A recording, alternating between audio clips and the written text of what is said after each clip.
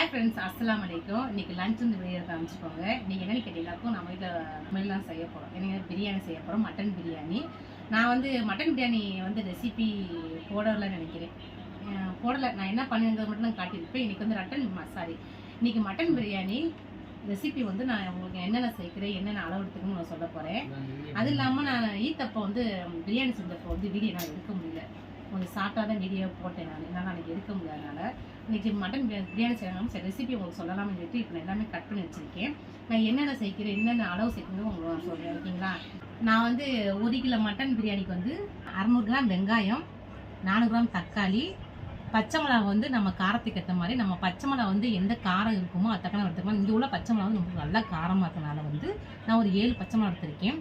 200 gram தயிர் எடுத்திருக்கேன். 100 gram packet 2 packet எடுத்திருக்கேன். 200 தயிர். இது பார்த்தீங்கன்னாக்கும் கொஞ்சம் கொத்தமல்லி, கொஞ்சம் புதினா, கொஞ்சம் கொத்தமல்லி, பெரிய லெமன் ஒன்று எடுத்திருக்கேன். நம்ம தக்காளி வந்து நாட்டு தக்காளி சேர்த்தோம்னா புளிப்பு அதிகமாக இருந்தால் நமக்கு சின்ன லெமனே போதும். ஆனால் நாட்டு தக்காளி தான் புளிப்பு எப்படி இருக்குன்னு தெரியல. நான் பார்த்துட்டு 1/2 லெமன் சேர்க்குறோம்னா 1 லெமன் சேர்க்குறோம் உங்களுக்கு நான் சொல்கிறேன், ஓகேங்களா? இங்கே வந்து கரம் மசாலா, பட்டை, ஏலக்காய், கிராம்பு வந்து ஒரு ஏலக்காய் ஒரு 7 ஏலக்காய் எடுத்து வச்சுருக்கேன். இது பாருங்கள், ஒரு 7 ஏலக்காய், கொஞ்சம் பட்டை, கொஞ்சம் கிராம்பு எடுத்து வச்சுருக்கேன். இப்போ நம்ம வந்து பிரியாணி செய்ய ஆரம்பிக்க போகிறோம். வாங்க கிச்சனில் போய் நம்ம எப்படி பிரியாணி செய்யறத பார்க்க போகிறோம். பார்த்தீங்கன்னாக்கா மட்டனை வந்து எடுத்து வச்சுருக்கேன், தனியாக கட் பண்ணணும்.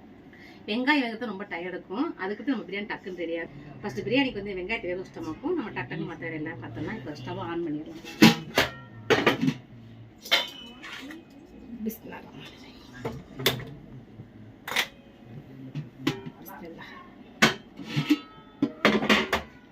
நான் எப்பயும் பார்த்தீங்கன்னாக்கும் ஆல்ரெடி பார்த்தீங்கன்னா பெரிய பாத்திரத்தில் தான் நான் பிரியாணி செய்வேன். இது வந்து கரெக்டாக 1 கிலோ வேகும். 1 கிலோ பாத்திரமா 1.5 கிலோ பாத்திரம்னு தெரியல. நான் இதில் அவ்வளோவா செய்ய மாட்டேன்.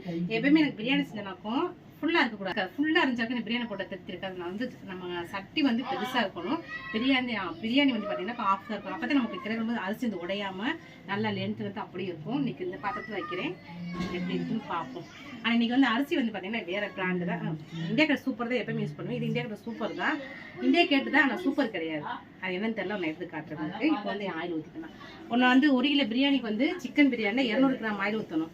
இது வந்து மட்டன் பிரியாணினால 150 கிராம் ஆயில் ஊற்றினா போதும். நம்ம அதில் கொழுப்புலாம் இருக்குது பார்த்தீங்கன்னா அது ஆயில் வந்து அதிகமாக இருக்கிற மாதிரி இருக்கும். நம்ம 150 கிராம் ஆயில் ஊற்றிக்கலாம்.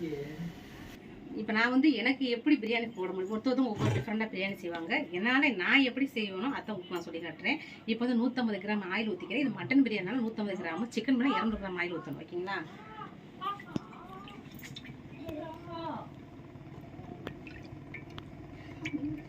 இது இஞ்சி பூண்டு பேஸ்ட் வந்து நான் 100 கிராம் இஞ்சி, 100 கிராம் பூண்டு வந்து அரைச்சி வச்சிருக்கேன். இப்போ வந்து ஆயில் நல்லா சூடாயிடுச்சு. இது கூட உடனே சேர்த்துட போகிறோம். சேர்த்துலாங்க.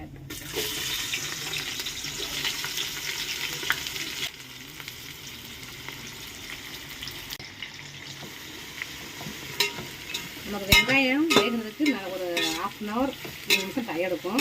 அப்படியே மூடி வச்சு பொறுமையாக வதக்கிட்டுக்கலாம். மற்ற வேலையை சைடாக பார்த்து வச்சிடலாம். வெங்காயம் நல்லா வதங்கட்டும். இருக்கட்டும்ங்களா?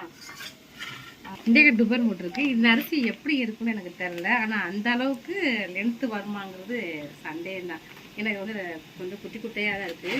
சரி, பார்க்கலாம் எப்படி பிரியாணி ஆகும். இதான் ஃபஸ்ட் டைம் இதை நான் யூஸ் பண்ணுறேன். வெங்காயம் பார்த்து நல்லா பெரிய வெங்காயம். அந்த வெங்காயம் வந்து நான் பெருசு பெருசாக இருந்தால் பிரியாணிக்கு நல்லாயிருக்கும். கட் பண்ண பார்த்தீங்கன்னா ஒவ்வொரு வெங்காயம் இத்தனை பெருசாக இருந்ததுங்க. அதே உங்களுக்கே தெரியும், இந்த லென்த்து பார்த்தீங்களா பெருசு பெருசாக இருக்கும். இப்படி பெரிய வெங்காயமாக இருந்துச்சு. நானே வெங்காயம் தான் இருக்கும் அரைக்கலாம், அந்த மாதிரி இருந்துச்சு. வெங்காயம் நல்லா வதங்கட்டும். இவங்க நல்லா வெங்காயம் வந்து நல்லா வதங்கிடுச்சு. வந்து கொழுப்புலாம் இருக்கும் பார்த்தீங்கன்னா, மட்டனை கிளீன் கொழுப்பு கூட சேர்த்துக்க போகிறேன். சேர்த்த மக்களோட ஆயில் நல்லா வரும். அதனால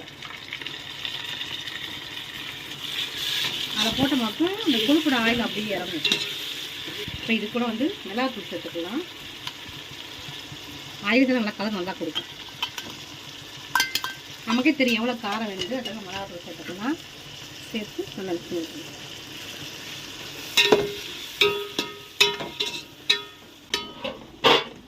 இது கூட புதினா கொத்தமல்லி சேர்த்துக்கலாம்.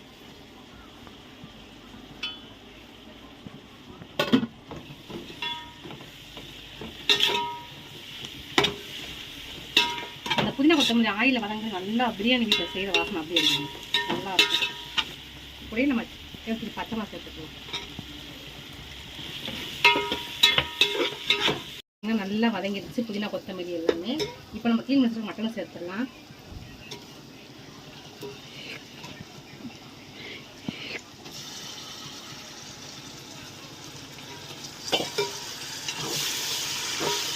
நான் வந்து பார்த்தீங்கன்னாக்கோ நிறைய பேர் கேட்டிருக்காங்க, நீங்கள் டேரெக்டாக மட்டனை சேர்க்குறீங்க வெந்துருமா அப்படிங்கிறாங்க.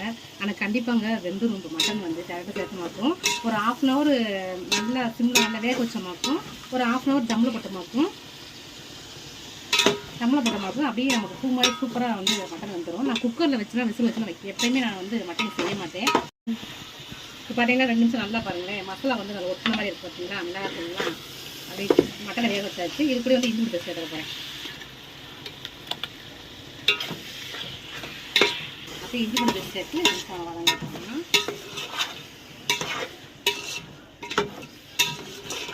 இப்போ பார்த்தீங்கன்னா இஞ்சி பூண்டு பேஸ்ட் சேர்த்துட்டோம். நல்லா 2 நிமிஷம் பாருங்கள், பச்சை வாசம் போட வேண்டியது. இப்போ வந்து நான் தக்காளி வந்து இப்போ தான் சேர்ப்பேன். இப்போ தக்காளி சேர்த்துக்க போகிறேன்.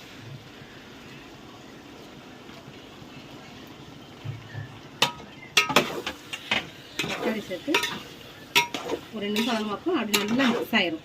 தக்காளி இஞ்சி பூண்டு பேஸ்ட் புதினா கொத்தமல்லி எல்லாமே.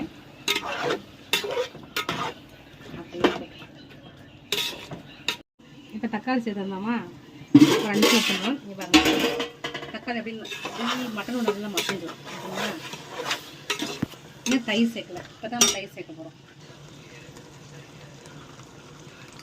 தயிர் சேர்த்து தேவையான உப்பு சேர்த்துக்கலாம். கொஞ்சம் உப்பு வந்து கறிக்கிற மாதிரி சேர்த்துக்கணும். உப்பு சேர்த்துக்கலாம்.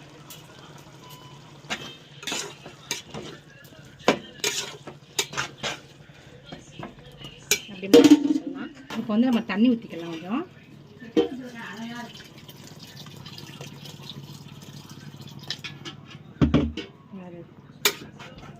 தண்ணி ஊற்றி அப்படியே சிம்மில் வச்சிடலாம். நமக்கு கறி நல்லா வெந்துடும். கையில் வந்து சுடுதண்ணி வச்சிடலாம்.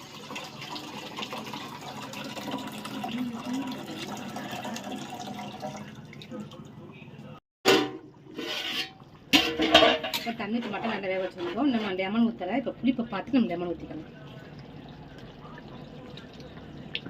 லெமன் ஊற்றுவோம். இன்னும் அவ்வளோவா புளிப்பு இல்லை. இப்போ லெமன் ஊற்றிக்கலாம். லெமன் லைட்டாக பிடிச்சிட்டு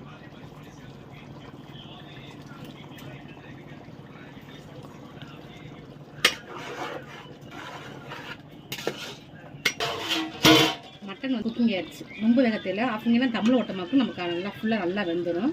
இப்போ சைடில் வச்சுட்டோம். அரிசி வந்து பார்த்தீங்கன்னா நல்லா 1/2 அன் ஹவர் நல்லா ஊற வச்சுட்டேன். தண்ணி நல்லா கொதிச்சிருச்சு. இப்போ அரிசி சேர்த்துக்கலாம்.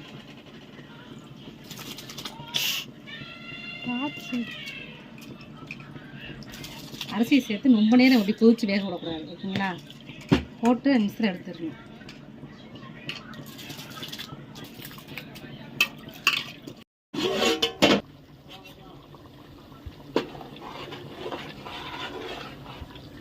லைட்டாக மிக்ஸ் பண்ணி விட்டுட்டு நம்ம வடைச்சி வச்சுருக்கிற சாப்பாடெல்லாம் சேர்த்துக்கலாம்.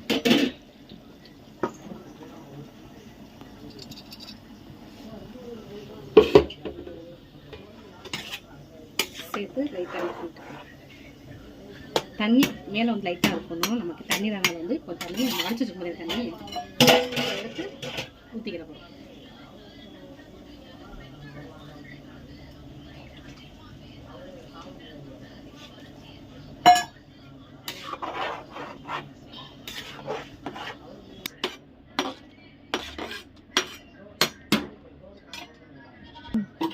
லைட்டாக வந்து காஷ்மீர் சில்லியும் மிளகாத்தூளும் சேர்த்து கலக்கி ஊற்றிக்கிறோம். கலருக்காண்டி